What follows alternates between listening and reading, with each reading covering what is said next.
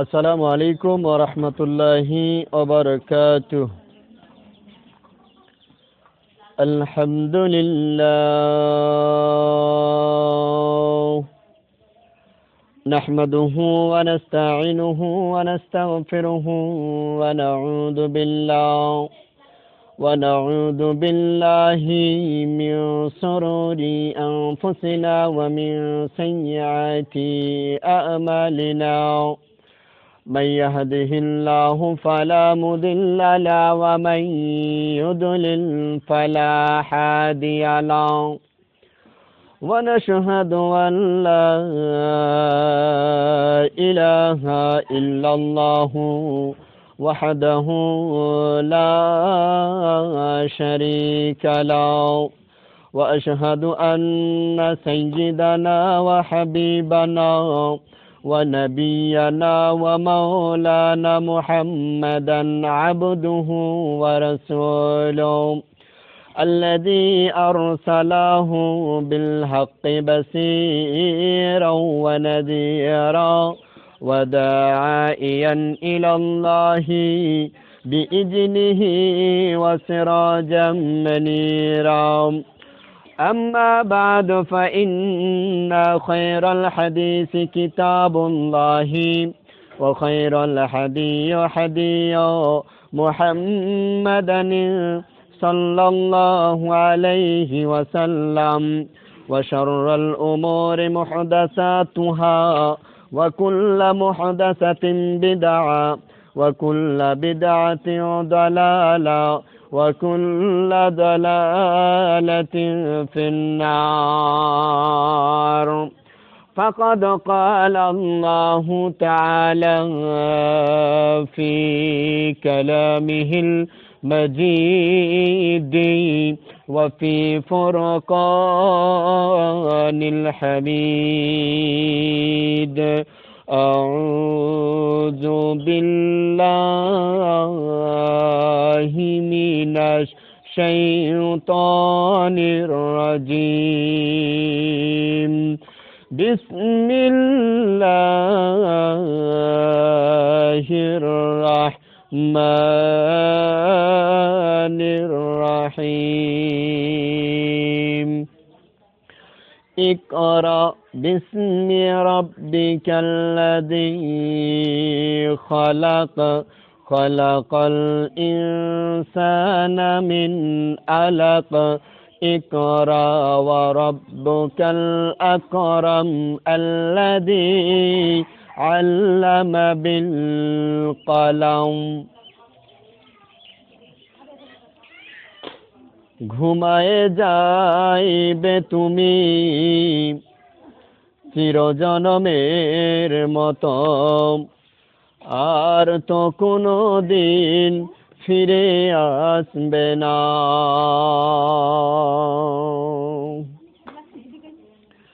ঘুমায়ে যাইবে তুমি চিরজনমের মতো, আর তো কোনো দিন ফিরে আসবে না। সময় আছে তোমার, করো ইবাদত, এই দুনিয়া এতিমখানা, আর তো কোনো দিন ফিরে আসবে না। বারে বারে ডাকিছে এই খবর আসিছে, বারে বারে ডাকিছে এই খবর আসিছে, যেতে হবে কবরে ভুলে যেও না, আর তো কোনো দিন ফিরে আসবে না। আজরাইল আসিবে তোমাকে না ছাড়িবে, পাইবে নারী হাই থাকিবে নাও পাই আজরাইল আসিবে তোমাকে না ছাড়িবে পাইবে নারী হাই থাকিবে নাও পাই নিয়ে যাবে তোমায় ছেড়ে যাবে না আর তো কোনো দিন ফিরে আসবে না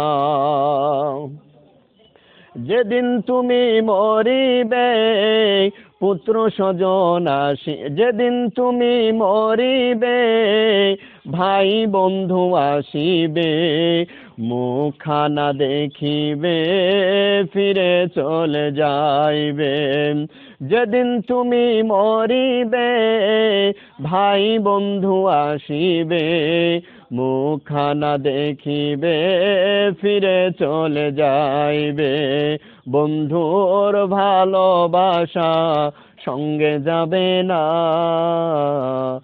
আর তো কোনো দিন ফিরে আসবে না যেদিন তুমি মরিবে পুত্র স্বজন আসিবে পাশে বসে কাঁদিবে কানে তুমি শুনিবে যেদিন তুমি মরিবে পুত্র স্বজন আসিবে পাশে বসে কাঁদিবে কানে তুমি শুনিবে মুখে কথা বলার উপায় রবে না আর তো কোনো দিন ফিরে আসবে না আর তো কোনো দিন ফিরে আসবে না আর তো কোনো দিন ফিরে আসবে না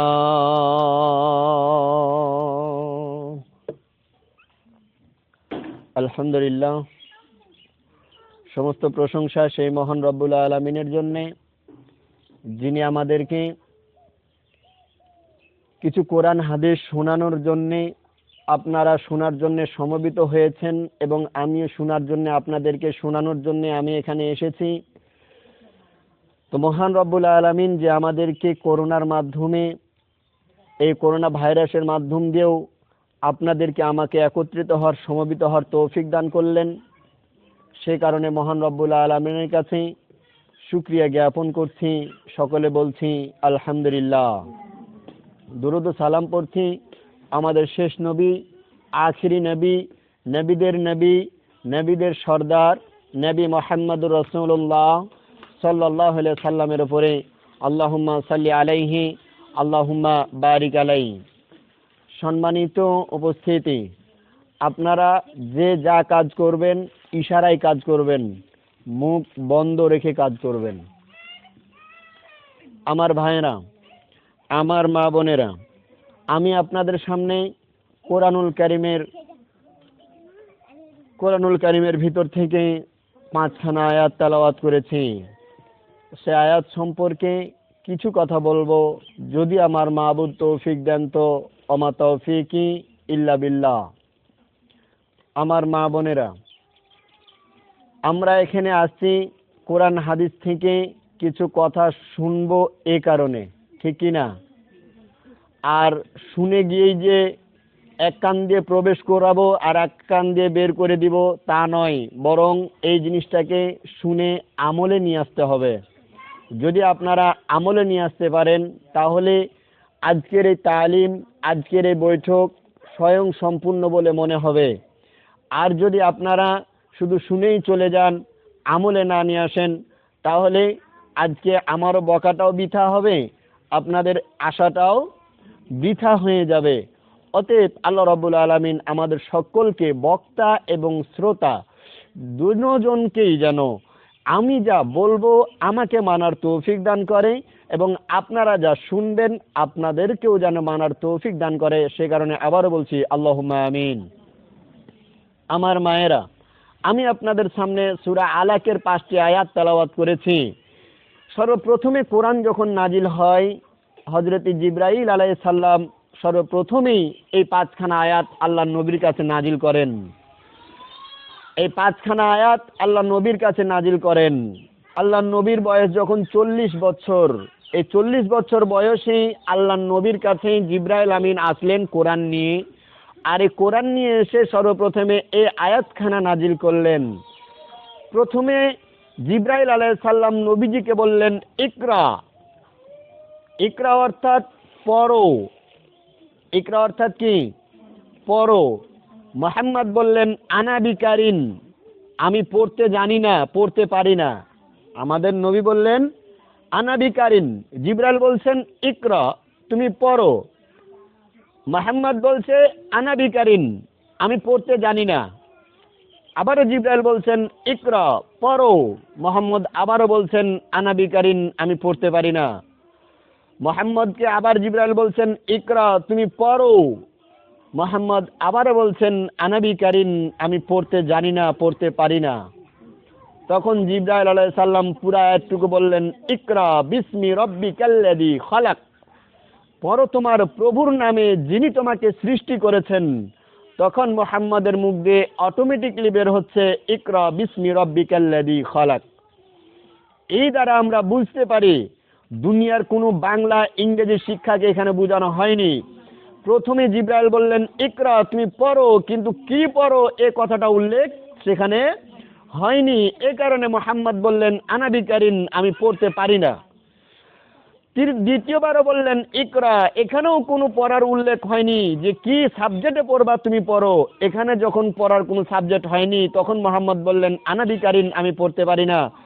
আবার তৃতীয়বারও বললেন ইকরা, তুমি পড়ো, এখানেও কি সাবজেক্ট ফুটে ওঠেনি। এ কারণে আবারও মুহাম্মদ বললেন আনা বিকারিন, আমি পড়তে পারি না। কিন্তু চতুর্থবার যখন বললেন ইকরা বিসমি রাব্বিকাল্লাযী খালাক, পড়ো তোমার প্রভুর নামে যিনি তোমাকে সৃষ্টি করেছেন, তখন মুহাম্মদ বলছেন এটা আমার প্রভুর গ্রন্থ, অতএব আমাকে পড়তে হবে ইকরা বিসমি রাব্বিকাল্লাযী খালাক। আমার মায়েরা, নবীজির বয়স যখন 40 বছর পূর্ণ হয়ে গেল, নবীজির কাছে কোরআন নাজিল নিয়ে আসবে হযরতে জিবরাইল আলাইহিস সালাম। আমি আপনাদের সামনে বললাম প্রথমে জিবরাইল বললেন ইকরা, মুহাম্মদ বললেন আনা বিকারিন, আমি পড়তে পারি না। দ্বিতীয়বারও বললেন ইকরা, মুহাম্মদ বললেন আনা বিকারিন, আমি পড়তে পারি না। তৃতীয়বার বললেন ইকরা, তুমি পড়ো। আবারও মুহাম্মদ বলছেন আনা বিকারিন, আমি পড়তে পারি না। চতুর্থবার যখন ইকরা বিসমি রাব্বিকাল্লাযী খালাক বললেন, তখন মুহাম্মদ বলছেন ইকরা বিসমি রাব্বিকাল্লাযী খালাক। এর অর্থ হচ্ছে পড়ো তোমার প্রভুর নামে যিনি তোমাকে সৃষ্টি করেছেন। আমাদের কে সৃষ্টি করেছেন? আল্লাহ। আর আল্লাহ আমাদেরকে সৃষ্টি করেছেন, আর আল্লাহ আমাদেরকে পড়ানোর জন্যে, তার জান্নাতে যাওয়ার জন্যে, পড়ানোর জন্যে, তার জান্নাতে যাওয়ার জন্যে, সঠিক দিন দেখানোর জন্যে, সঠিক পথ দেখানোর জন্যে আমাদের মধ্যে একটি কিতাব দিয়ে গেছেন। এই কিতাবটির নাম হচ্ছে আল কোরআন। এই কোরআনটাকে যে মানতে পারবে সে জান্নাতে যাবে, যে মানতে পারবে না সে জাহান্নামে যাবে। যে মানবে সে জান্নাতি, যে মানবে না সে জাহান্নামী। নবীজি যে পথটা দেখিয়ে গিয়েছেন, এই পথে চলো আমার উম্মতেরা, এই পথে জান্নাত আছে, এই পথে জাহান্নাম আছে। অতএব আমরা এই পথে না গিয়ে এই পথে চলো, আমাকে অনুসরণ করো। নবীজিকে যে অনুসরণ করবে সে জান্নাতে যাবে, নবীজিকে যে অনুসরণ করবে না সে চিরস্থায়ী জাহান্নামী হবে।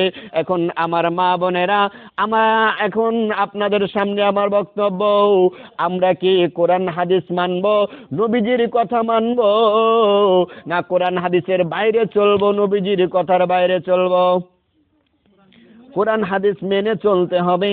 তাহলে কোরআন হাদিস মেনে চলতে হলে আমাদেরকে শিক্ষা গ্রহণ করতে হবে, কোরআন মাজিদ পড়তে হবে, কোরআন মাজিদ পড়তে শিক্ষা করতে হবে। যদি কোরআন মাজিদ পড়তে যদি না পারি, তাহলে আমার আল্লাহর নবী বলেছেন কোরআন মাজিদ তোমরা পড়তে শিখো, কোরআন মাজিদ তোমরা শিক্ষা গ্রহণ করতে শিখো। শিক্ষাকে আল্লাহর নবী এত গুরুত্ব দিয়েছেন, তোমরা শিক্ষাকে আল্লাহর নবী এত গুরুত্ব দিয়েছেন, এত গুরুত্ব দিয়েছেন। এক যুদ্ধে সমস্ত সাহাবীরা 70 জন সাহাবীকে যুদ্ধের ময়দানে শহীদ করে দিয়েছে, আর 70 জন কাফের বেঈমানকে সুন্দর করে বেঁধে নিয়েছে, মসজিদে নববীতে বেঁধে দিয়েছেন, দাঁড় করিয়ে দিয়েছেন। যুদ্ধের উহুদ যুদ্ধে, সে বদর নামের যুদ্ধে, সেই যুদ্ধে আপনার কিনা 70 জন মুসলমানকে আপনার কিনা শহীদ করে দিয়েছে, তারা শহীদ হয়ে গিয়েছে। আর 70 জন কাফের বেঈমানকে আপনার কিনা ধরে নিয়েছে, মসজিদে নববীর যে পিলার গুলো রয়েছে সেই পিলারে বাঁধায় অবস্থায় রেখেছে। 70 জন কাফেরকে ওই পিলারে বাঁধা রেখে দিয়েছে সারা রাত। তবে এমন ভাবে বেঁধেছে কাফের গুলোকে, তারা বসতে দেয়নি, এমন ভাবে বেঁধেছে তারা সারা রাত দাঁড়িয়ে আছে। সেখানে ওই 70 জন কাফেরের ভিতরে নবীজির চাচা ছিল এবং নবীজির জামাই ছিল। তাও নবীজির জামাই জয়নাবকে যে বিয়ে করেছিল, নবীজির মেয়ে জয়নাব, সে জয়নাবের যে স্বামী ছিল সে একজন কাফের বেঈমান ছিল। সেই কাফের যে ওই তার নবীজির জামাই সহ সেখানে বাধা পড়ে গিয়েছে। তো আল্লাহর নবী ফজরের সালাত আদায় করতে যাচ্ছেন। ফজরের সালাত আদায় করতে গিয়ে ওই 70 জন কাফের বেঈমানের দিকে চোখ পড়ল। যখন ওই 70 জন কাফের বেঈমানের দিকে চোখ পড়ল, তখন আল্লাহর নবী তাদের দিকে দেখে একটু কষ্ট অনুভব করলেন, একটু কষ্ট পেলেন। একটু কষ্ট পাওয়ার পরে, একটু কষ্ট অনুভব করে মসজিদে নববীতে প্রবেশ করলেন। মসজিদে নববীতে প্রবেশ করার পরে ফজরের সালাত আদায় করলেন। ফজরের সালাত আদায় করে মুসল্লিদেরকে নিয়ে, সাহাবীদের দিকে মুখ করে বললেন, ও আমার সাহাবীরা, তোমরা তো এই 70 জন কাফেরকে এখানে কষ্ট করে দাঁড় করে বেঁধে রেখেছো। তারা সারা রাত এখানে দাঁড়িয়ে রয়েছে, সারা রাত তারা বসতে পারেনি। তোমরা একটু বাঁধনগুলোকে ঢিল করে দাও যাতে একটু তারা শান্তি মতো বসতে পারে। তখন সাহাবীরা বললেন, ইয়া রাসূলুল্লাহ, আপনি বাঁধটা ঢিল করার কথা কেন বলবেন? আপনার তো সব কিছু পাওয়ার রয়েছে, আপনি যদি বলেন যে তাদেরকে ছেড়ে দেন তো আমরা ছেড়ে দেব। তখন আল্লাহর নবী বললেন, না, ইসলাম একত্বতাবাদ পছন্দ করে না। ইসলাম সবাইকে নিয়ে যেটা আপনার ফয়সালা আসবে সেটা ইসলাম গ্রহণ করবে। ইসলাম একার মতকে পোষণ করে না। অতএব তোমরা এই বাঁধনগুলোকে একটু ঢিল করে দাও যাতে তারা বসতে পারে। তাদের বাঁধনগুলোকে ঢিল করে দেওয়া হলো। তখন আল্লাহর নবী তাদেরকে নিয়ে বসলেন, সাহাবীদেরকে নিয়ে বসে বলছেন, বলো, তারা তো অন্যায় কাজ করেই ফেলেছে, তারা তো ইসলামের বিরুদ্ধে কাজ করেছে, এখন তাদেরকে কি শাস্তি দেওয়া যায়? তারা ইসলামের বিরুদ্ধে তারওয়াল ধরেছে, তাদের ইসলামের বিরুদ্ধে তারওয়াল ধরেছে। বলো এখন তাদের কি শাস্তি দেওয়া যায়? বিভিন্ন রকম সাহাবী বিভিন্ন রকম মতামত প্রকাশ করলেন। কেউ বললেন, ইয়া রাসূলুল্লাহ, এ বেটার সাহস কম না, এরা আমাদের বিরুদ্ধে লেগেছে, এদেরকে হত্যা করে দেন, এদেরকে পা হাত ভেঙে দেন, এদেরকে হত্যা করে দেন। বিভিন্ন রকম আপনার কিনা মত প্রকাশ করলেন। একজনকে আল্লাহর নবী বললেন, হে আলী, বলো এদেরকে কি করা যায় বলো। আলী বলছেন, ইয়া রাসূলুল্লাহ, এরা ইসলামের বিরুদ্ধে আপনার কিনা শাসন করেছে, ইসলামের বিরুদ্ধে যুদ্ধ ঘোষণা করেছে, এদেরকে হত্যা করে দেন। হযরত আলী তখন নবীজি বললেন, আলী তুমি চুপ থাকো, এখন বলো আবু বকর, আপনার কিনা হে উমর তুমি বলো। যখন উমারকে বললেন, উমর রাদিয়াল্লাহু তাআলা আনহু একজন বীর মুক্তিযোদ্ধা ছিলেন। এত বীর মুক্তিযোদ্ধা হযরত উমর, ওর মতো শক্তিশালী বীর মুক্তিযোদ্ধার কেউ নাই। আল্লাহর নবী আল্লাহর কাছে দোয়া করতেন, হে আমার আল্লাহ, 2 জনের ভিতরে একজনকে তুমি ইসলামের জন্য কবুল করো। কারণ আরব শহরে, আরব ময়দানে গোটা মক্কাবাসীর ভিতরে 2 জন লোক হচ্ছে সবচাইতে শক্তিশালী। একটা হচ্ছে আবু জাহেল আর একটা হচ্ছে ওমর। হে আল্লাহ, হয় তুমি আবু জাহেলকে ইসলামের জন্য কবুল করো, না হলে হযরত ওমরকে ইসলামের জন্য কবুল করো। আমার আল্লাহ রাব্বুল আলামিন ওমরকে ইসলামের জন্য কবুল করেছিলেন, আবু জাহেলকে কবুল করেনি। হযরত উমারকে আল্লাহর নবী জিজ্ঞেস করলেন, হে উমার, বলো বলো এই 70 জন কাফেরকে কি শাস্তি দেওয়া যায়? হযরতে উমার তখন বলছেন, ইয়া রাসূলুল্লাহ, এই 70 জন কাফের বেঈমান রয়েছে, এরা আমাদের ভিতরে আত্মীয়, সব আমাদেরই কারো না কারো আত্মীয়। অতএব বাইতুল মাল থেকে একটা করে তারওয়াল বের করেন, আর যার যার আত্মীয় রয়েছে ওই আত্মীয়দের হাতে তারওয়াল গুলো দিয়ে দেন, আপন আপন আত্মীয়র গর্দান কেটে ফেলে দেবে। এটাই হচ্ছে ইসলামের শাসন, এটাই হচ্ছে ইসলামের বার্তা, এটা হচ্ছে ইসলামের কথা। যে ইসলামকে মানবে না সে দুনিয়াতে বেঁচে থাকতে পারবে না। তখন ওমর আল্লাহর নবী বললেন, হে ওমর, তুমিও চুপ করো। ওমর ছিলেন রাগী মানুষ, সে রাগী মানুষের মতো একটি ডিক্লার দিলেন, তাদেরকে হত্যা করে দাও। তখন আল্লাহর নবী বললেন, হে আবু বকর, এবার তোমার ফয়সালাটা দাও। আবু বকরকে বলছেন, হে আবু বকর, তোমার ফয়সালাটা দাও। আবু বকর ছিলেন বড় নরম দিলের মানুষ। আবু বকর ছিলেন বড় নরম দিলের মানুষ। আবু বকরকে যখন কথা জিজ্ঞেস করলেন, আবু বকর তখন বলছেন, ইয়া রাসূলুল্লাহ, এরা তো আমাদেরই আত্মীয়, এরা ইসলাম সম্পর্কে বুঝেনি, ইসলামের জ্ঞান ধারণা এদের মাথায় এখনো ঢুকেনি। অতএব এদের কাছ থেকে কিছু সম্পদ নেন, কিছু মাল সামার নিয়ে বাইতুল মালে জমা করে দেন জরিপনা হিসাবে, ওদেরকে ছেড়ে দেন। এটা আবু বকরের কথা। আল্লাহর নবী আবু বকরের কথাটাকে সিলেক্ট করলেন। তখন বললেন, ঠিক আছে, আমি আমার বন্ধু আবু বকরের কথাটাই সিলেক্ট করলাম। আবু বকর যে কথাটা বলল, কিছু মাল দিয়ে তারা বাইতুল মালে জমা করবে, আর বাইতুল মালে জমা করে দিয়ে তারা আত্মীয় স্বজন তাদের বাইতুল মালে মাল জমা করে দিবে, আর তার আত্মীয় স্বজন তাকে মুক্ত করে নিয়ে চলে যাবে। ওই নবীজির জামাই জয়নাব, নবীজির মেয়ে জয়নাব তার স্বামীকে ছাড়ানোর জন্য আসলেন।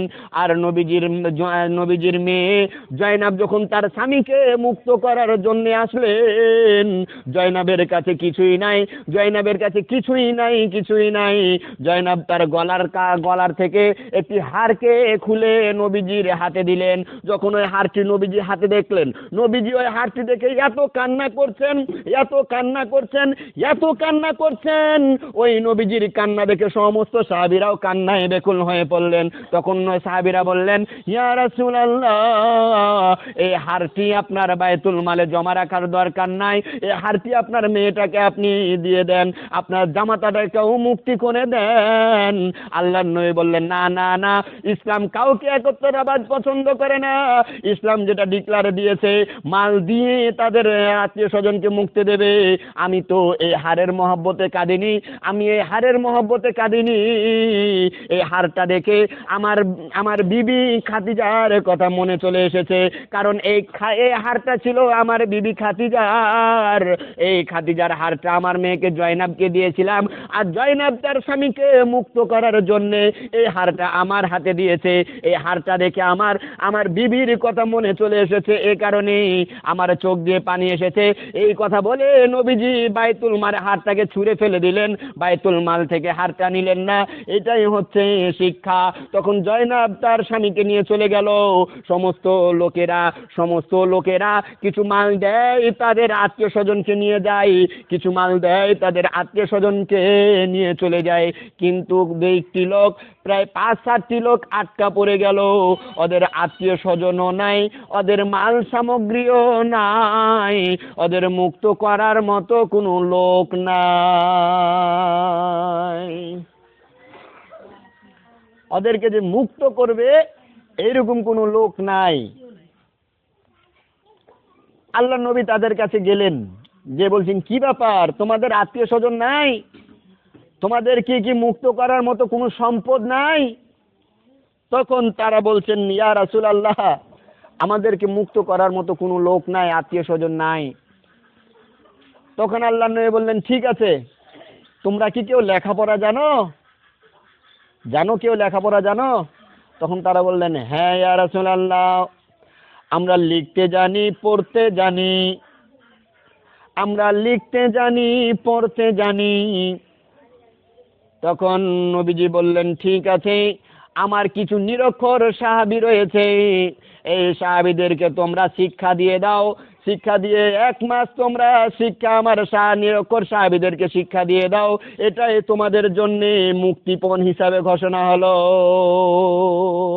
তাহলে আল্লাহর নবী শিক্ষাকে কত গুরুত্ব দিয়েছেন, শিক্ষার জন্যে আপনার কিনা সন্ত্রাসীকে ছেড়ে দিয়েছেন, শিক্ষার জন্য শত্রুকে ছেড়ে দিয়েছেন, শিক্ষার জন্য আপনার কিনা কাফের বেঈমানকে ছেড়ে দিয়েছেন।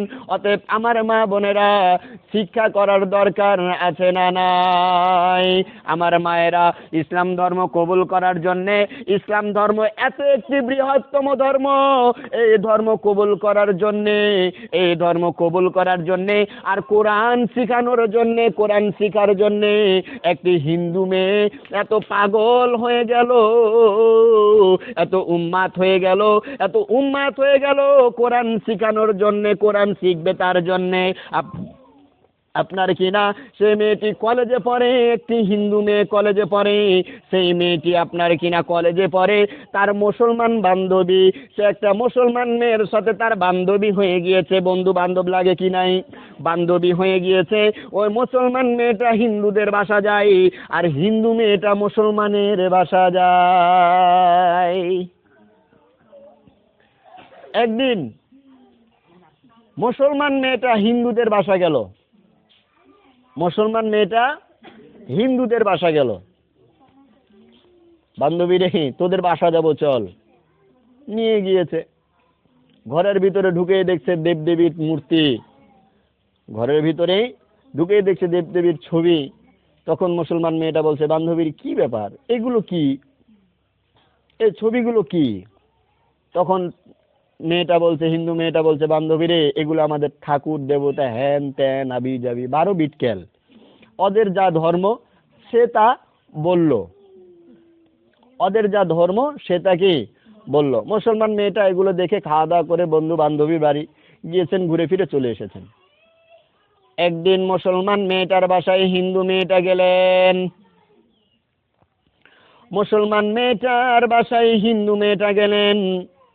হিন্দু মেয়েটা যাওয়ার পরে ঘরের ভিতরে প্রবেশ করলেন, ঘরের ভিতরে প্রবেশ করে তাদেরকে আপনার কিনা বসতে দিলেন, সে মেয়েটাকে বসতে দিলেন, পড়ার টেবিলে বসতে দিলেন। পড়ার টেবিলের উপরে দেখছে, হিন্দু মেয়েটি দেখছে বিভিন্ন বইগুলো এলোমেলো হয়ে পড়ে রয়েছে, বিভিন্ন যে বইগুলো তারা পড়ে সেই বইগুলো এলোমেলো হয়ে পড়ে রয়েছে, আর একটি বই মাত্র সুন্দর করে কাপড়ে বাঁধা, তার আপনার কিনা কাপড়ে বাঁধায় রেখেছে, আর ওই বইটি সব বইয়ের ওপরে রয়েছে। তখন সেই হিন্দু মেয়েটি বলল, বান্ধবী রে কি এমন জিনিস, এই বইগুলো ধুলাবালির ওপরে রয়েছে, আর সেই বইটা কি যেন একটি বই কাপড়ে বাঁধা রয়েছে। তখন মুসলমান মেয়েটা ওই বইটিকে পারলো, ওই বইটির পারার পরে, বইটিকে পারানোর পরে কাপড়টা খুলে দেখতেছে, বান্ধবী রে এইটা হচ্ছে আমাদের আল কোরআন। তখন বলছে, এই কোরআন দ্বারা কি হয়, এ কোরআন কি হয়, কোরআন কি জিনিস? তখন সেই মুসলমান মেয়েটা বলছে, বান্ধবী রে আমাদের কিতাব হচ্ছে আল কোরআন, এই কোরআন যে পড়বে, কোরআন যে মানবে সে জান্নাতে যাবে, আর কোরআন যে মানবে না সে জাহান্নামে যাবে। কোরআন যে পড়বে সে জান্নাতে যাবে, কোরআন যে পড়বে না সে জাহান্নামে যাবে। এই কথা বলল। এই কথা বলার পরে সে দেখছে ঘরের ভিতরে একটা সুন্দর মাদুর পাড়া রয়েছে, মাদুর যায় নামাজ পাড়া রয়েছে।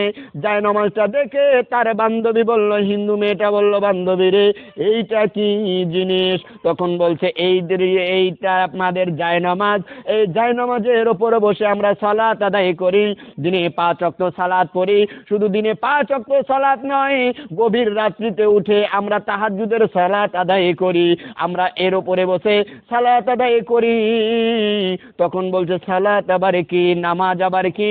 বলছে, আমার আল্লাহর নবী বলেছেন, as-সালাতুল মিফতাহুল জান্নাহ, যে ব্যক্তি নামাজ পড়বে সে জান্নাতে যাবে, নামাজ পড়বে সে জান্নাতে যাবে, কারণ নামাজ ছাড়া জান্নাতের চাবি পাবে না। as-সালাতুল মিফতাহুল জান্নাহ, নামাজ হচ্ছে বেহেশতের চাবি। আমরা নামাজ পড়ি জান্নাতে যাওয়ার চাবিটাকে সংরক্ষণ করছে। তখন বলছে আমি তো নামাজ পড়ি না, তাহলে কি আমি জান্নাতে যাব না? হিন্দু মেয়েটা বলছে আমি তো নামাজ পড়ি না, আমি কি জান্নাতে যাব না? আমি তো কোরআনও পড়ি না, তো আমি কি জান্নাতে যাব না?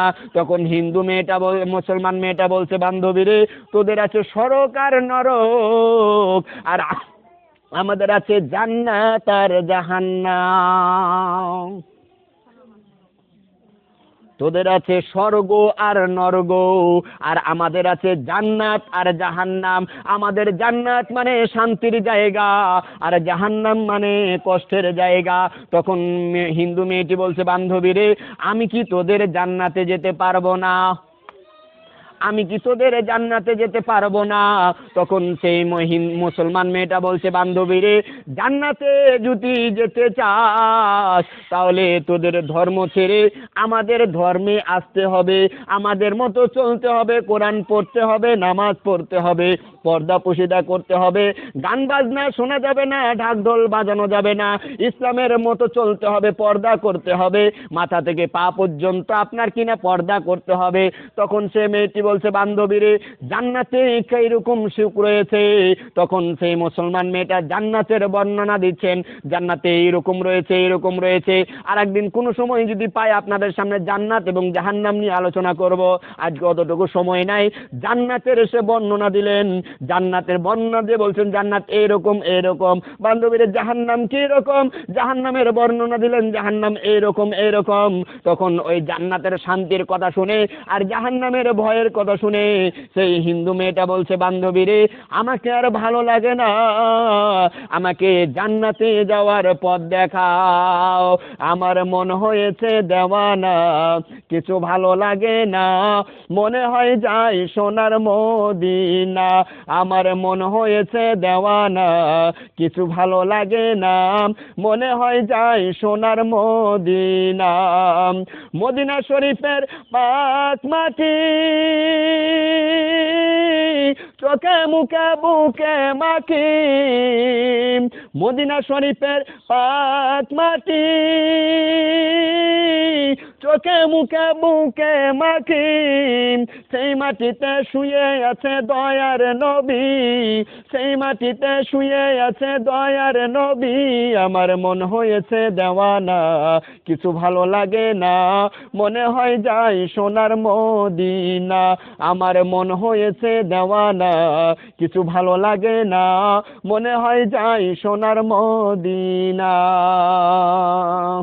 মদিনা চাইতে মন চায় না? আমার মায়েরা, সেই হিন্দু মেয়েটি বলছে বান্ধবীরে, আমাকে জান্নাতে যাওয়ার পথ দেখাও। আপনারা ওখানে দাঁড়িয়ে আছেন কেন? ভিতরে চলে আসেন, ভিতরে চলে আসেন। মহিলাটি হিন্দু মেয়েটি বলছে বান্ধবীরে, আমাকে জান্নাতে যাওয়ার পথ দেখাও। তখন সেই মুসলমান মেয়েটি বলছে বান্ধবীরে, তোকে জান্নাতে যাওয়ার জন্য পথ দেখাবো ভালো কথা, তাহলে তোকে আগে মুসলমান হতে হবে। অতএব তুই আগে বাসা যা, বাসা যায় তোর পরিবার তোর আত্মীয় স্বজনের কাছ থেকে পরামর্শ নে, তুই মুসলমান হ। তোর আগে তোর বাবার কাছ থেকে অনুমতি নিয়েই, তোর মায়ের কাছ থেকে অনুমতি নিয়ে যে আমি মুসলমান হতে চাই, তারা যদি অনুমতি দেয় তাহলে আমি তোকে কালেমা পড়াবো, মুসলমান করাবো, এর আগে নয়। তখন ওই হিন্দু মেয়েটা বলছে বান্ধবীরে, আমি যদি ইসলাম কবুল করি তাহলে আমি যাব জান্নাতে, আর আমি যদি ইসলাম কবুল যদি না করি তাহলে আমি যাব জাহান্নামে। আমার মা বাবা জাহান্নামে জ্বলবে, জ্বলুক, আমি জাহান্নামে জ্বলতে পারবো না। আমার মা বাবা জাহান্নামে জ্বলবে, জ্বলুক, আমি জাহান্নামে জ্বলতে পারবো না। অতএব বান্ধবীরে তুই আর লেট করিস না, আমাকে এখনই কালেমা পড়াই দে, কালেমা পড়াই দে। তখন ওই মুসলমান মেয়েটা তাকে কালেমা পড়ালো, সঙ্গে সঙ্গে বলছে বান্ধবীরে, ঠিক আছে কালেমা যখন পড়বি, অতএব তোকে আগে গোসল করতে হবে, পবিত্র হতে হবে। গোসলের 3 ফরজ, এই গোসলের 3 ফরজ অনুযায়ী তাকে গোসল করানো হলো। গোসল করানোর পরে তাকে কালেমা পড়ানো হলো। কালেমা পড়াচ্ছে আশহাদু আল্লাহ, বলেন আমার সাথে, আশহাদু আল্লা ইলাহা ইল্লাল্লাহু ওয়া আশহাদু আন্না মুহাম্মাদান আবদুহু ওয়া রাসূলুহু। এই কালেমা পরে তাকে মুসলমান বানিয়ে দিলেন। হিন্দু মেয়েটি মুসলমান হয়ে গেল। এবারকার সেই মেয়েটি, হিন্দু মেয়েটি বলছে, বান্ধবী রে, এখন কি তোদের কোরআনটা আমি পড়তে পারবো না? এখন কি তোদের কোরআনটা আমি ধরতে পারবো না? তখন সেই মুসলমান মেয়েটা বলছে, বান্ধবী রে, তুই তো এখন মুসলমান হয়ে গিয়েছিস, অতএব নে নে তুই কোরআন পড়, নে কোরআন পড়বি তো, ধর কোরআন ধর। কোরআন হাতে দিল। কোরআন হাতে দিয়ে খুলে দেখছে আরবি হরফ কি জানি লেখা আছে, কিছুই সে ধরতে পারে না, কিছুই সে বুঝতে পারে না। তার কারণ আরবি সে অক্ষর চিনে না, নতুন মুসলমান হয়েছে, আরবি অক্ষর চিনতে পারে না। তখন সেই মুসলমান মেয়েটিকে বলছে, বান্ধবী রে, তুই আমাকে কোরআন শিক্ষা দে, তুই আমাকে কোরআন শিক্ষা দে, আমি তোর কাছে কোরআন শিখবো, প্রাইভেট পড়বো, কোচিং করব, তুই আমাকে কোরআন শিক্ষা দে। তখন মুসলমান মেয়েটা বলছে, আল কোরআনের সৈনিক আমি, আল কোরআনের সৈনিক আমি, আল কোরআন আছে আমার বুকেরে, এসো এসো কোরআন শিখাবো তোকে, এসো এসো কোরআন শোনাবো তোকে। আল কোরআনের সৈনিক আমি, আল কোরআনের সৈনিক আমি, আল কোরআন আছে আমার বুকেরে, এসো এসো কোরআন শোনাবো তোকে, এসো এসো কোরআন শিখাবো তোকে। কোরআন মোদের জীবন মরণ, কোরআন মোদের সংবিধান, কোরআন মোদের জীবন মরণ, কোরআন মোদের সংবিধান। কোরআন ছাড়া এ জীবনে, কোরআন ছাড়া এ জীবনে আর তো কিছু নাই রে, এসো এসো কোরআন শোনাবো তোকে, এসো এসো কোরআন শিখাবো তোকে, এসো এসো কোরআন শোনাবো তোকে। এরকম করে সেই মেয়েটিকে কোরআন শিক্ষা দিতে শুরু করলো। বলছে, বান্ধবী রে, আরবি হরফ 29টি, তোকে প্রতিদিন আমরা 10টা করে অক্ষর দেব, 3 দিনে 10টা করে অক্ষর দিব, 3 দিনে তুই অক্ষরগুলো 29টা অক্ষর শিখে ফেলবি, মুখস্থ করে আসবি, সুন্দর করে খাতা কলমে লিখবি, ওপর থেকে নিচ দিকে টান দিবি, আলিফ হয়ে যাবে, খাড়া দাগের ওপরে 2 মাথা দিয়ে নিচে ফোঁটা দিবি, বা হয়ে যাবে, বাই নিচে নোক্তা থাকবে না, ওপরে 2 নোক্তা তা, ওপরে 3 নোক্তা সা। এরকম করে সে বান্ধবীটাকে প্রতিদিন 10টা করে অক্ষর শিখিয়ে 3 দিনে 30টা 29টা অক্ষর মুখস্থ করিয়ে দিল, শিখিয়ে দিল। এই মুসলমান যে মেয়েটা হয়েছে, হিন্দু মেয়েটা যে মুসলমান হয়েছে, তার বাসায় কেউ জানে না। তার বান্ধবী বলছে, বান্ধবী রে, আমরা শিক্ষা করব কোথায়, আমরা আপনার কিনা কোরআন শিখবো কোথায়? তখন ওই হিন্দু মেয়েটা বলছে, বান্ধবী রে, টিফিনের সময় যে আমরা খেলাধুলা করি, আমরা এই টিফিনের সময় খেলাধুলা না করে আমরা কোরআনের প্রাইভেট পড়বো, আমরা কোরআন পড়বো, কোরআন শিখবো, কোরআন পড়বো। এই টিফিনের সময়টুকু তারা বাছাই করে নিলেন, এই টিফিনের সময় তাকে কোরআন প্রাইভেট পড়াচ্ছে, টিফিনের সময় তারা কোরআন পড়ছে। এই কোরআন পড়তে পড়তে মেয়েটি কোরআনের অক্ষরগুলো চিনে নিল, হরফগুলো চিনে নিল, সে কায়দা পড়লো, কায়দা পড়ার পরে আমপারা পড়লো, আমপারা পড়ার পরে সে আপনার কিনা কোরআনকে রিডিং মতো পড়তে শুরু করলো। শিক্ষার যদি আগ্রহ থাকে অবশ্যই সে চেষ্টা করলে পারবে, আর শিক্ষার যদি আগ্রহ না থাকে যতই ঘুষেন লাভ হবে না, ঠিক কি না? আপনার শিক্ষার আগ্রহ থাকলে অটোমেটিকলি আপনি শিখলে পারবেন। আর যদি শিক্ষার যদি আগ্রহ না থাকে, হুজুল্লাহ পালাই যাহা পড়িমনি, হুজুল্লাহ থাক, দরকার নাই পড়ার, আমরা 10 দিন পরেই 11 দিনের দিনে হুজুর নাই, এরকম বললে হবে না। আপনার কাছে শিক্ষা, আপনার কাছে কোরআন শিক্ষা করতে হবে, কোরআন শিক্ষা ফরজ, কোরআন শিক্ষা করতে হবে। তারা বলে ইলমি ফারিদাতুন আলা কুল্লি মুসলিমিন, প্রত্যেক নর নারীকে কোরআন শিক্ষা আল্লাহর নবী বলেছেন ফরজে আইন। ফরজের মধ্যে 2টি পার্থক্য রয়েছে, একটা ফরজে আইন, একটা ফরজে কিফায়া। ফরজে আইন মানে বাধ্যতামূলক করতে হবে, আর ফরজে কিফায়া মানে হচ্ছে করলেও চলবে, না করলেও চলবে। ফরজে আইন মানে হচ্ছে 5 ওয়াক্ত সালাত আদায় করা ফরজে আইন, আর ফরজে কিফায়া হচ্ছে জানাজার নামাজ পড়া ফরজে কিফায়া। জানাজার নামাজ পড়লে, জানাজার নামাজ পড়লে আপনার কিনা সওয়াব হবে, না পড়লে গুনাহ হবে না। আর যদি 5 ওয়াক্তের নামাজ যদি আপনারা ছেড়ে দেন, তাহলে আপনার কিনা 5 ওয়াক্তের নামাজ যদি আপনারা ছেড়ে দেন তাহলে গুনাহ হবে। আমার মা বোনেরা, তাহলে সেই মেয়েটি কোরআন হাদিস শিখতে লাগলো, এবং মেয়েটির বাসায় কেউ জানে না। মেয়েটির বাসায় কেউ জানে না। সে কোরআন কি পড়তেছে, রিডিং, অনর্গল সে কোরআন পড়ছে। কোরআন পড়তে পড়তে মেয়েটি বড় হয়ে গেল, বয়স হয়ে গেল 18-20 বছর। যখন বয়স হয়ে গেল, মেয়েটির বিয়ে দেওয়ার জন্য ঘটক ঘুরতে শুরু করলো হিন্দু মেয়ের বাসায়। কিন্তু যে মেয়েটি যে মুসলমান হয়েছে তাদের বাসায় কেউ জানে না। সে গভীর রাত্রিতে উঠে সালাত আদায় করে, 5 ওয়াক্ত সালাত সে গোপনে গোপনে আদায় করে।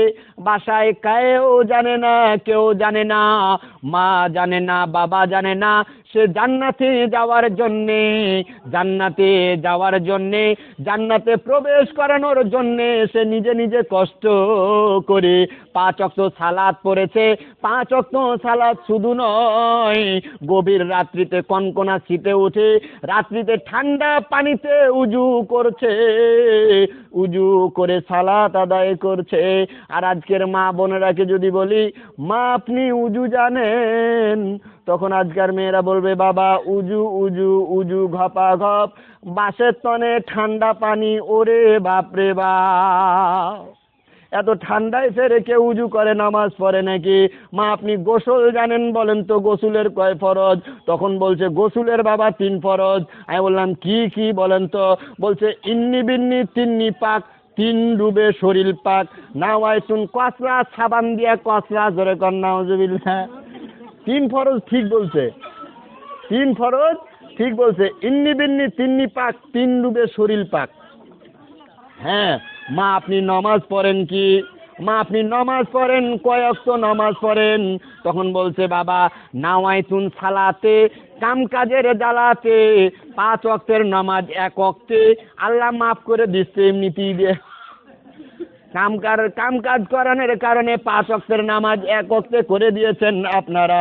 আর সেই মেয়েটি কষ্ট করে 5 ওয়াক্তের সালাত আদায় করছে। শুধু 5 ওয়াক্তের সালাত আদায় নয়, সে তাহাজ্জুদেরও নামাজ পড়ছে, বাসায় কেউ জানে না। তার কারণ হচ্ছে সে জান্নাতে যাওয়ার জন্য কষ্ট করছে। আমার মা বোনেরা, তাহলে সেই মেয়েটি কোরআন পড়তেছে, নামাজ পড়তেছে কিসে যাওয়ার জন্যে? জান্নাতে যাওয়ার জন্য। আপনারা জান্নাতে যেতে চান? তাহলে নামাজ পড়ার দরকার নাই। পড়বেন? নামাজ পড়তে হবে? পড়ার দরকার কি? বিনা হিসাবে জান্নাত। বিনা হিসাবে জান্নাত। ও না, সরি, জাহান্নাম। হ্যাঁ, মানে কোনো হিসাব নাই তো, বিনা হিসাবে জাহান্নামে চলে যাবেন সরাসরি। আর নামাজ পড়লে তো হিসাব দিতে লাগবে, নামাজ ঠিক হয়েছে কিনা, নামাজে কি কি পড়ছো, আলিফ বা পড়ছো না সূরা পড়ছো, এগুলো হিসাব দেওয়া লাগবে না। তাহলে নামাজ পড়ার কি দরকার? বিনা হিসাবে জাহান্নামে চলে যাবেন। একদিন তো জান্নাতে যাবই, জান্নাতে একদিন যাবই। আমি গত তালিমে বলেছিলাম, জান্নাতে একদিনে যাবই আমরা সবাই, কারণ আমরা শেষ নবীর উম্মত। আমাদেরকে জান্নাত যেতেই হবে একদিন, তবে পাপগুলো মোচন করার জন্য আগে জাহান্নামে যেতে হবে। আমার মা বোনেরা, তাহলে ঘটক আসা শুরু করলো মেয়েটির বাসায়। মেয়েটির বাসায় ঘটক আসা শুরু করলো, এবং কি ঘটক সব কিছু দিন তারিখ ঠিকও হয়ে গেল, মেয়েটিরও বিয়ের দিন তারিখ ঠিক হয়ে গেল। কিন্তু মেয়েটি এখন পর্যন্ত বলেনি সে ইসলাম গ্রহণ করেছে। সেই মুসলমান মেয়েটির বাসায় আবার হিন্দু মেয়েটা গেল। হিন্দু মেয়েটি মুসলমান মেয়েটির বাসায় গিয়ে বলছে, বান্ধবী রে, ঘটনা পেঁচ খাইয়ে গেছে। বলছে কেন, কি হয়েছে? বলছে আমার বাবা আমার জন্য বিয়ে ঠিক করেছে, পাত্রও ঠিক হয়ে গিয়েছে, সব কিছু দিন তারিখও ঠিক হয়ে গিয়েছে, এখন কি করার? তখন সেই মুসলমান মেয়েটি বলছে, আলা রব্বিহিম ইয়াতাওয়াক্কালুন, আল্লাহর ওপর তাওয়াক্কুল করে ভরসা কর, আল্লাহ যা করে ভালোর জন্যই করে, আল্লাহর ওপর তাওয়াক্কুল করে থাক, তুই বাসায় চলে যা, যা হবে তা হবে।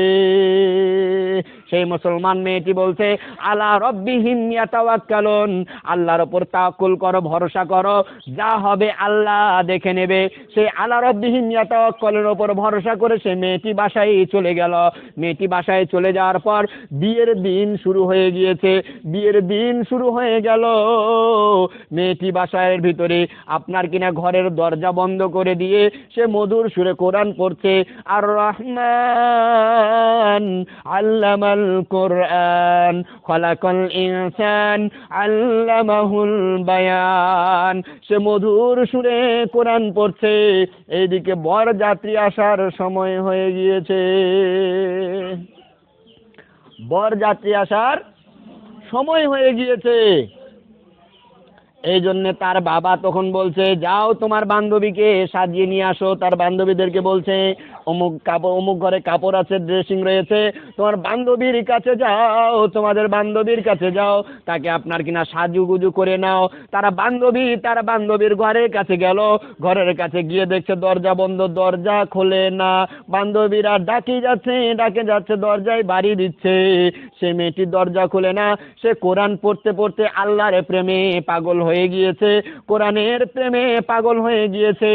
সে দুনিয়ার কোনো কাজকর্ম আর দেখে না। সে দুই চোখ ভরে পানি ঝরছে আর কোরআন পড়ছে, পানি ঝরছে আর কোরআন পড়ছে। এদিকে কোনো কথা কানে নেয় না। তার বান্ধবীগুলো তার বাবার কাছে গেলেন।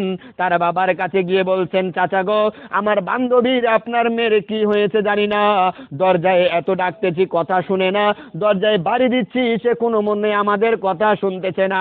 তার বাবা ঘরের কাছে গেলেন, দরজার কাছে গেলেন, সে মেয়েটির নাম ধরে ডাকলেন, মেয়েটি কোনো ভিতর থেকে আওয়াজ দিচ্ছে না, কোনো সাড়া দিচ্ছে না। রাগ করে তার বাবা দরজাটিকে এমন একটি ধাক্কা মারলেন, দরজা ভেঙে পড়ে গেল। দরজা যখন ভেঙে পড়ে গেল, দেখছে মেয়েটি সুন্দর করে কোরআন তেলাওয়াত করছে। যখন কোরআন তেলাওয়াত করতে দেখেছে, তার বাবা তো অবাক।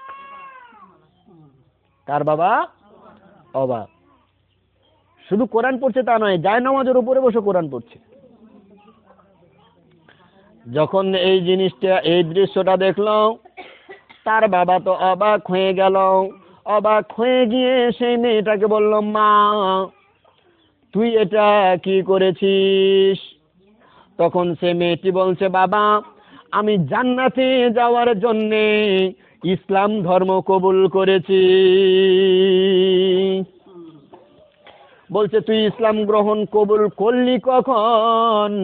তখন বলছে, বাবা, আমার ইসলাম ধর্ম কবুল করা অনেক দিন হয়ে গিয়েছে। আমি আমার এক বান্ধবীর কাছে গিয়ে ইসলাম ধর্ম কবুল করেছি। আর ইসলাম ধর্ম কবুল করে আমি সেদিন থেকে 5 ওয়াক্তের সালাত আদায় করি। 5 ওয়াক্তের সালাত আদায় করে আমি তাহাজ্জুদের নামাজ পড়ি এবং কোরআন তেলাওয়াত করি। আমার উদ্দেশ্য এক, আমি জান্নাতে যেতে চাই। তখন তার বাবাটি বলছে, মা রে, তুই আমার মান সম্মান খাস না, আমি বিশাল ধনবান, আমার আপনার কিনা 5 তলা বাড়ি রয়েছে, আমি মানুষজনকে দাওয়াত দিয়েছি, হাজার হাজার মানুষ সমবেত হয়ে গিয়েছে। মারে, তুই আমার মান সম্মান খাস না, তুই এ ধর্ম ছেড়ে দিয়ে বিয়ের পিড়িতে বস। চল, বিয়ের বরযাত্রী আসার সময় হয়ে গিয়েছে, জামাতা আসার সময় হয়ে গিয়েছে, চল, তুই তাড়াতাড়ি চল, এই ধর্ম ছেড়ে দে, কাউকে বলিস না মা তুই ইসলাম ধর্ম গ্রহণ করেছিস। সে মেয়েটি বলছে, না বাবা না, আমি যে ইসলাম ধর্ম একবার কবুল করেছি, জীবন চলে যাবে, আমি ইসলাম ধর্ম ছাড়তে পারবো না, আমি জান্নাতে যেতে চাই, জাহান্নামে যেতে চাই না। তখন তার বাবা বলছে, মা রে, তুই আমার কাছ থেকে তুই আমার কথাটা শোন। মানুষ বিভিন্ন রকম কথা বলবে, বিভিন্ন রকম অন্যায় অশ্লীল কথা বলবে, আমি এই কথা সহ্য করতে পারবো না, তুই ইসলাম ধর্ম ছেড়ে দিয়ে আমাদের ধর্মে চলে আয়। যখন মেয়েটি কোনোভাবেই স্বীকার করলো না, তখন মেয়েটিকে একটা থাপ্পড় মারলেন। থাপ্পড় মারার পর সে রাগ করে ঘর থেকে বেরিয়ে গেল। ঘর থেকে বেরিয়ে গিয়ে তার বান্ধবীদেরকে বললো, তোমরা জোর করে সাজাও, জোর করে সাজিয়ে বিয়ের পিড়িতে বসাও, জোর করে সাজাতে গেলেন, কিন্তু সে কোনোভাবেই সাজলেন না।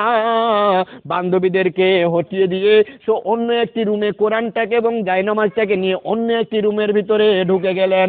অন্য একটি রুমের ভিতরে ঢুকে আবার দরজায় লক মারে দিয়ে আবার মধুর সুরে কোরআন পড়তে শুরু করলেন। এই কোরআন যখন পড়তে শুরু করলেন, তার বান্ধবীগুলো আবার তার বাবার কাছে গেল, গিয়ে বলছে, চাচা আচ্ছা গো, ওই আমার বান্ধবী আপনার মেয়ে এই রুম থেকে ওই রুমে চলে গেল, আবার দরজা বন্ধ করে দিয়েছে, সে কোনোভাবেই পোশাক পরছে না, কোনোভাবেই আপনার কিনা হচ্ছে না, কোনোভাবে পোশাক পরছে না, সাজুগুজু করছে না, সে কোরআন পড়ছে, সে আপনার কিনা ইসলাম ধর্ম কবুল করেছে, সে কোরআন পড়েছে, অতএব তাকে আর জোর করার কোনো দরকার নাই। যখন এই কথা বললেন তখন মেয়েটার বাবার মাথার গরম হয়ে গেল। মাথা যখন গরম হয়ে গেল, সে একটি বিশাল লাঠি নিয়ে ঘরের ভিতরে ঢুকলো, আবার সেই ঘরের দরজার টাকা ভাঙলো, ঘরের দরজাটাকে ভেঙে মেয়েটিকে এমন ভাবে মারলো, মেয়েটিকে মারতে মারতে মেয়েটি অজ্ঞান হয়ে গেল। শুধু অজ্ঞান হয়ে নাই, মেয়েটি অজ্ঞান করে দিয়ে বিছানায় ফেলে দিল, কোরআনটাকে একদিকে পাক মেরে ফেলে দিল। কোরআনটাকে যখন পাক মেরে ফেলে দিল, হিন্দু লোকটি এরকম অজ্ঞান করে দিয়ে সে ঘরের বাইরে চলে আসলো। বরযাত্রী এসেছে, তাদের কাছে ক্ষমা বিনয় ছেড়ে দিয়ে বলছে, আমার মেয়ে এরকম হয়েছে, এরকম করেছে, তোমরা চলে যাও, ব্যাস চলে যাও, এ বিয়ে হবে না। বিয়ে ভেঙে গেল, মেয়েটির জ্ঞান ফিরে আসলো। মেয়েটির জ্ঞান ফিরে এসে আবার সে কোরআন পড়ছে। আবার যখন কোরআন পড়তে শুরু করেছে, তার মহব্বতে কোরআনের দিল, তার মহব্বতে তার মনে কোরআনের ভালোবাসা জেগে গিয়েছে, সে কোরআনকে ছাড়তে পারে না। সে মেয়েটি যখন কোরআন পড়ছে, মেয়েটির 3 তলার উপরে আপনার কিনা বাসা ছিল, সে মেয়েটি 3 তলা থেকে সেই লোকটি কোরআনটিকে জানালা দিয়ে ফেলে দিল, জানালা দিয়ে ফেলে দিল।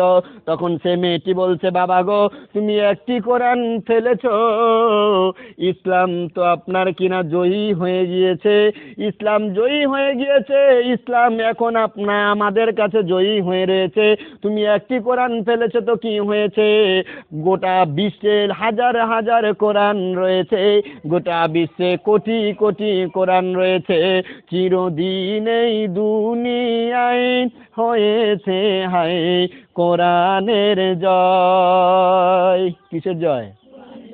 চিরদিন এই দুনিয়ায় হয়েছে হায় কোরআনের জয়, চিরদিন এই দুনিয়ায় হয়েছে হায় ইসলামের জয়। যতদিনে বুকে আছে প্রাণ আমি গেয়ে যাব কোরআনের গান, যতদিনে বুকে আছে প্রাণ আমি গেয়ে যাব কোরআনের গান।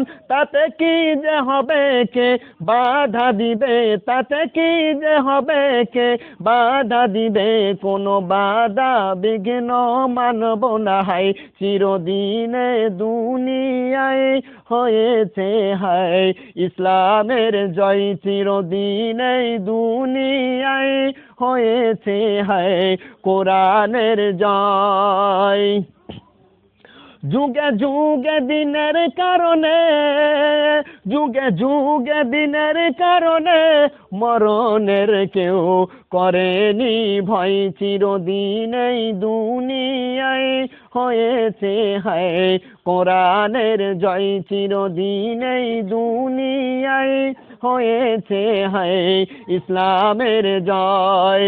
যতদিনে বুকে আছে প্রাণ আমি গেয়ে যাব কোরআনের গান, দুটি মনে মনে মিলন হলে খোদারি স্বর্গ সৃষ্টি হয়, চিরদিনেই দুনিয়ায় হয়েছে হায় কোরআনের জয়, চিরদিনেই দুনিয়ায় হয়েছে হায় ইসলামের জয়। আমার মা বোনেরা, যখন কোরআনটিকে পাক মেরে ফেলে দিলেন, কোরআনটিকে যখন পাক মেরে ফেলে দিলেন, তখন মেয়েটি বলছে, বাবা কোরআনের জয় হয়ে গিয়েছে চিরদিনের জন্য, এই কোরআনকে তুমি মিশাতে পারবে না, কোরআনের জয় চিরদিন হয়ে গিয়েছে, আমাকে যতই তুমি প্রহার করো, যতই তুমি মারো, আমি ইসলাম ধর্ম ছাড়ব। এই যখন কথা বললো, মেয়েটির বাবার মাথা তো একদম হট মিজাজি গরম, মেয়েটিকে আবার মারতে মারতে মারতে মারতে গরু ছাগলের মতো মারতে মারতে বেহুশ, মারে ফেলেনি, আবার মারে ফেলেনি, মেয়েটিকে মারতে মারতে বেহুশ করে দিছে। গভীর রাত, মেয়েটিকে 3 তলা থেকে মারতে মারতে আপনার কিনা বেহুশ করে দিয়ে যেমন কুকুরের বাচ্চা মরে গেলে আমরা ঠ্যাং ধরে টানতে টানতে নিয়ে যাই, বিলাইয়ের বাচ্চা, মুরগির বাচ্চা ঠ্যাং ধরেই আমরা নিয়ে যাই।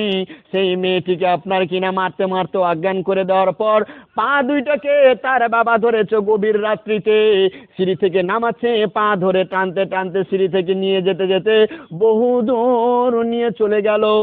বহুদূর নিয়ে চলে যাওয়ার পরে একটি মুসলমানের বাড়িতে একটি হাজি লোকের বাসায় আঙিনায় তাকে ফেলে দিয়ে চলে আসলো।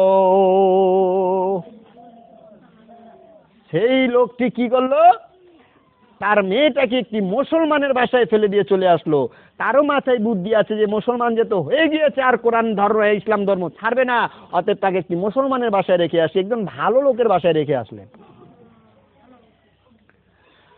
ফজরে আজান হচ্ছে, আসসালাতু খায়রুম মিনান নাওম।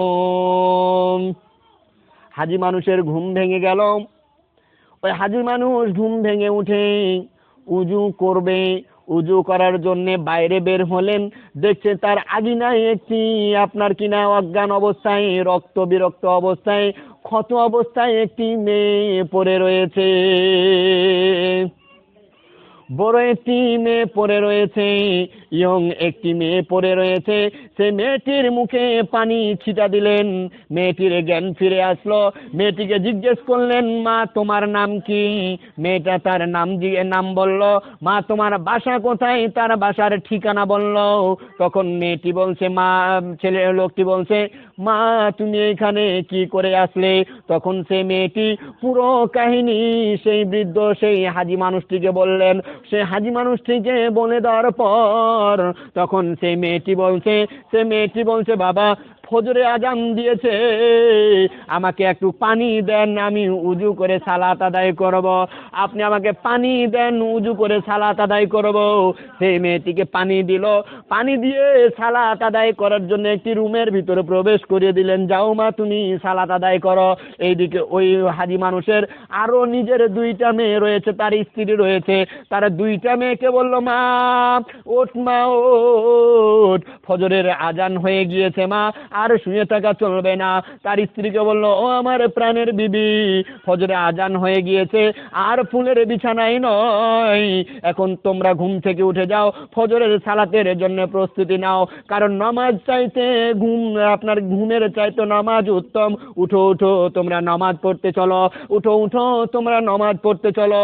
আপনারা কিনা ওই মেয়েটিকে উঠালেন, মেয়ের দুইজন মেয়েকে উঠালেন, তার নিজের দুইজন মেয়েকে উঠালেন, তার বিবিকে উঠালেন, তার স্ত্রীকে উঠালেন। তারা আপনার কিনা তারা তিনজন বাসায় সালাত আদায় করলেন। সে হাজি মানুষ মসজিদে গেলেন, মসজিদ থেকে সালাত আদায় করলেন। সালাত আদায় করে তার মেয়ের কাছে গেলেন এবং তার স্ত্রীর কাছে গিয়ে বললেন, চলো আমরা আজকে একটি অন্য রুমে যাই। ওই যে মেয়েটিকে রুমে রেখে এসেছে ওই রুমে চলো। তখন তার দুই মেয়ে বলছে, কেন বাবা হঠাৎ আজকে ফজরের সময় ওই রুমে কেন? তখন বলছে, চল মা চল, একটি ফুটফুটে মেয়ে আমাদের বাসায় এসেছে। যখন এই কথা বলেছে তারা দুই মেয়ে, তার মেয়েও তার স্ত্রী বলছে, চলো তাহলে চলো। গিয়ে দেখছে সেই মেয়েটি তখন কোরআন তেলাওয়াত করছে। ওই মেয়েটি যখন কোরআন তেলাওয়াত করছে, মেয়েটির কাছে গেলেন, মেয়েটির কাছে পুরা ডিটেলস খবর শুনলেন। পুরা কাহিনীটুকু শোনার পরে তার বাবা সেই হাজি মানুষটি বলছে, মা তুমি যখন আমাকে বাবা ডেকেছো, অতএব আজ থেকে আমার দুই মেয়ে নয়, তুমি যে আমার তিন মেয়ে। তুমি আমার বাসায় থাকবে, আমার বাসায় তুমি থাকবে, আমার বাসায় পড়বে, আমার বাসায় সব তুমি আমার মেয়ের মতন বড় হবে, আমার মেয়ের মতন বাসায় থাকবে। ওই মেয়েটি তখন বলছে, বাবা আপনার কাছে আমার তিনটা শর্ত আছে। কয়টা শর্ত? তখন বলছে, মা বলো বলো তোর সেই তিনটা শর্ত কি? তখন বলছে, বাবা আপনি আমার বাবা হিসেবে আপনি আমাকে কালেমা পড়ে মুসলমান করবেন, এটা আমার 1 নম্বর শর্ত। আপনি আমার বাবা হয়ে আপনি আমাকে কালেমা পড়ে মুসলমান করবেন, এটা আমার 1 নম্বর শর্ত। বলছে ঠিক আছে মা, 1 নম্বর শর্ত বললি, তোর 2 নম্বর শর্ত বল। তখন তার 2 নম্বর শর্ত বলছে, বাবা আমাকে কোনো বাজে ছেলের সাথে বিয়ে দিবেন না, আমাকে একজন হুজুর দেখে, একটা হুজুর বর দেখে আপনি আমাকে বিয়ে দিবেন, আপনার জামাই যত হুজুর হয় এই দিকে লক্ষ্য রাখবেন। বলছে ঠিক আছে মা, তোমার 2টা শর্ত মানবো, বলো তোমার 3 নম্বর শর্ত কি? তখন সে মেয়েটি বলছে, বাবা আমার 3 নম্বর শর্ত হচ্ছে এমন জামাই আপনি নিয়ে আসবেন, সে কোনো মোহর নেবে না, কোনো ডিমেন্ড নেবে না, আমি তোমার কাছ থেকে কোনো টাকা পয়সা চাই না, শুধু তোমার বাসা থেকে আমাকে একটা কোরআন দান করবেন। তখন বলছে ঠিক আছে মা, আমি সেই রকমই জামাইয়ের ব্যবস্থা করব, সেই রকমের জামাইয়ের ব্যবস্থা করব। তাহলে তুমি 1 নম্বরটা আগে কবুল করে নাও, 1 নম্বর শর্তটা আমাকে পূরণ করতে দাও। বলো মা আমার সাথে বলো, আমার সাথে এখনই তুমি বলো, আশহাদু আল্লা ইলাহা ইল্লাল্লাহু ওয়া আশহাদু আন্না মুহাম্মাদান আবদুহু ওয়া রাসূলুহু। এই কালেমা পড়ে তার মেয়েটি তার বাবার কাছে আবারও মুসলমান হয়ে গেলেন। সে এখন একটি সার্টিফিকেট পেলেন, না আমি আমার বাবার কাছ থেকে ইসলাম ধর্ম কবুল করলাম। এতদিন তো বান্ধবীর কাছে ছিল, কেউ জানতো না, এখন তার বাবার কাছ থেকে ইসলাম ধর্ম গ্রহণ করলেন, এ কারণে তিনি একটা সার্টিফিকেট নিয়ে নিলেন। সুবহানাল্লাহ বলেন। আমার মায়েরা, তাহলে 1 নম্বর শর্ত চলে গেল। এখন 2 নম্বর শর্ত কি? ভালো একটি জামাই দেখিয়ে বিয়ে দিতে হবে। ঘটক তো বাড়িতে ঘুর চড়ছে, 3টা মেয়ে, ঘটক ছাতা বগলে নিছে, ছাতা বগলে নিয়ে হুজুর হাজিদের বাসা গেছে, হাজিদেরকে যা বলছে, ও হাজি সাহেব আপনার ঘরে তো 3টি মেয়ে রয়েছে, ওই 3টি মেয়ের কি বিয়ে দিবেন কিনা বলেন। দোন বলছে হ্যাঁ, একটা মেয়ে আমার বড় মেয়েটির বিয়ে দিতে হবে, ওই যে মেয়েটা এসেছে ওটাকে বড় মেয়ে, আমার বড় মেয়েটার বিয়ে দিতে হবে। বলছে ঠিক আছে, দেখেন এই ছবিগুলো, দেখেন এই ছবিগুলো আপনার কিনা অ্যালবাম বের করলেন ঘটক সাহেব, অ্যালবাম বের করে হাজি সাহেবকে দেখাচ্ছে, দেখেন তো এই ছেলেটা কেমন। তখন হাজি সাহেব বলছে ছেলে তো ভালো, কিন্তু বিড়ি খেয়ে খেয়ে ঠোঁট করে দিয়েছে কালো, এ জামাই চলবে না, এ জামাই বাদলে নিয়ে আয়, এ জামাই বদল করে নিয়ে আয়। যারা বিড়ি খায় ওদের ঠোঁট কালো হয়, কিন্তু জামাই তো ভালো কিন্তু বিড়ি খেয়ে খেয়ে ঠোঁট করে দিয়েছে কালো, এই জামাই চলবে না, এই জামাই বদল করে নিয়ে আয়। তখন সেই আপনার কিনা ঘটক বলছে হাজি সাহেব আপনি জানেন না, কোরআনে আছে, হাদিসে আছে, আল্লাহুম্মা বারিক লানা ফিমা বিরিটানা।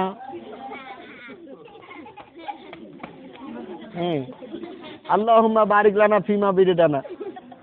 আপনি কি কায়দাতে পড়েননি? ঘটক সাহেব বলছে আর কি, হাজিকে বুঝাচ্ছে, আপনি কি কায়দাতে পড়েননি? বাজের বি রজের রি, বিড়ি খা জবর খা, বিড়ি খা, গাঞ্জিম জবর গাঞ্জিম জবর যা, গাঞ্জা খা জবর খা, গাঞ্জা খা, মিম দাল জবর মাদ খা জবর খা, মাদ খা।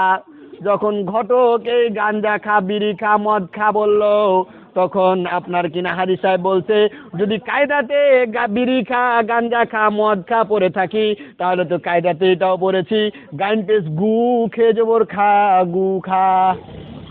যখন গু খাওয়ার কথা বলেছে, ঘটক ছাতাটাকে ধরে চলে যাচ্ছে, বলছে এই জামাই আমার বাড়িতে চলবে না, জামাই বাদলে নিয়ে আয়। এই জামাই তখন বলছে ঠিক আছে আপনার হুজুর জামাই লাগবে, আমি আপনাকে হুজুর জামাইয়ের ব্যবস্থা করে দিচ্ছি। কিছুদিন পর আবার একটি অ্যালবাম নিয়ে আসলেন, আবার একটি ছেলের ছবি নিয়ে আসলেন, সে ছেলেটি এত সুন্দর চেহারা, নুরানি চেহারা, ছেলেটির সাথে মেয়েটির বিয়ে ঠিক হয়ে গেল। মেয়েটির বিয়ে হলো ছেলেটির সাথে, মেয়েটির বিয়ে হয়ে গেল ছেলেটির সাথে। তাহলে 2 নম্বর শর্ত শেষ। 3 নম্বর শর্ত, মেয়েটিকে কোনো ডিমেন্ড দেওয়া লাগবে না, সে কোরআনটাকে নিয়েই চলে যাবে। তার বাবা সে মেয়েটিকে তার ঘর থেকে একটি কোরআন দিলেন, সেই কোরআন নিয়ে সে চলে গেল, তাকে আর ডিমেন্ড দেওয়া লাগলো। তাহলে ইসলামের অনুযায়ী যে চলবে, সেই মেয়েকে বিয়ে দেওয়ার জন্য বাপ মায়ের কোনো চিন্তা থাকবে না, পর্দায় চললে সেই মেয়েকে আপনাকে ডিমেন্ড দেওয়া লাগবে না। আপনার মেয়েকে যদি আপনি পর্দায় রাখতে পারেন, আপনার মেয়েকে যদি আপনি আপনার স্বাধীন মোতাবেক আপনার নিয়ম অনুযায়ী যদি রাখতে পারেন, মা তোকে বাইরে চলতে গেলে মাথায় কাপড় দিয়ে চলতে হবে, পর্দা করতে হবে, আপনার মেয়েকে বিয়ে দেওয়ার জন্য টাকা লাগবে না, বরং আপনার জামাই আপনার মেয়েকে টাকা দিয়ে নিয়ে যাবে। অহংকার করে বলছি না, নিজেকে গর্ব করে বলছি না। আমার একটি বোন রয়েছে, ক্লাস 9-এ পড়ে। সেই মেয়ের, আমার বোনটির বিয়ের জন্য এখন ছেলে ঘুরছে, বিনা টাকায় নিয়ে যাবে, আমাদেরকে টাকা লাগবে না, নগদ মোহর দিয়ে নিয়ে যাবে। কারণ আমার বোনটাকে আমরা সেই রকমভাবে তৈরি করেছি, আমার বোনকে বিয়ে দেওয়ার জন্য আমাদের কোনো টেনশন নাই। আমরা আমার বোনকে কোরআন শিক্ষা দিয়েছি, হাদিস শিক্ষা দিয়েছি, কোরআনের হাফেজা বানাচ্ছি। এই কারণে মেয়েটি, আমার বোনের জন্য কোনো চিন্তা নাই। আর যারা স্কুল কলেজে পড়ে, এদের যত টাকা দাও, মেয়েটির বিয়ে দিতে গেলে 3 লাখ টাকা দেবো, নিজে রাজি হচ্ছে 3 লাখ টাকা দেবো, তখন বলছেন 3 লাখ টাকা হবে না বিয়ে সাহেব, 2 লাখ টাকা দেন, 5 লাখ টাকা হলে হবে, নাহলে হবে না। হ্যাঁ, 5 লাখ টাকা হলে আপনার মেয়েকে আমার ঘরে নিয়ে যাব, নাহলে নিয়ে যাব না। বাংলাদেশের মেয়ের বাপ, বাংলাদেশের মেয়ের বাপ চিন্তা করে কি করি উপায়, অল্প দামের জামাই একটা কোথায় পাওয়া যায়। অল্প দামের জামাই খুঁজছে এখন আর কি। খুঁজতে খুঁজতে মেয়ের বাবা গেল তেলি মিয়ার ঘরে, তেলির বেটা হিন্দা ছাড়া বিহা নাহি করে। তেলির বেটা বিয়া করে তাহলে বাইক নেবে। হ্যাঁ, তেলির বেটা হুন্ডা ছাড়া বিহা নাহি করে। আরে 1 শতক জায়গা নাই আর শুইয়া থাকার ঘর, আরে 1 শতক জায়গা নাই আর শুইয়া থাকার বাড়ি, আরে বিয়ার কথা শুনলে পারে চাই হুন্ডা গাড়ি আর বাড়ি। ওই যে শুয়ে থাকবো ওইটুকু জায়গা নাই, আর বিয়ের কথা শুনলে আমাকে অমুক খালারটা দিতে হবে, অমুক পালসার গাড়িখান দিতে হবে, এত টাকা দিতে হবে, নাহলে আপনার মেয়ে কিনে আপনি থাকেন। আমার মা বোনেরা, তাহলে কোরআন শিক্ষা করতে হবে না নাই? আমার মায়েরা, কোরআন শিক্ষা করতে হবে না নাই? কোরআন শিক্ষা করা সকলের জন্য ফরজে আইন। অতএব আমার মা বোনেরা সকলে কোরআন শিক্ষার জন্য অগ্রসর হন। আল্লাহ রাব্বুল আলামিন আমাদের সকলকে কোরআন শিক্ষা করার তৌফিক দান করেন। সকলে বলি আল্লাহুম্মা আমিন।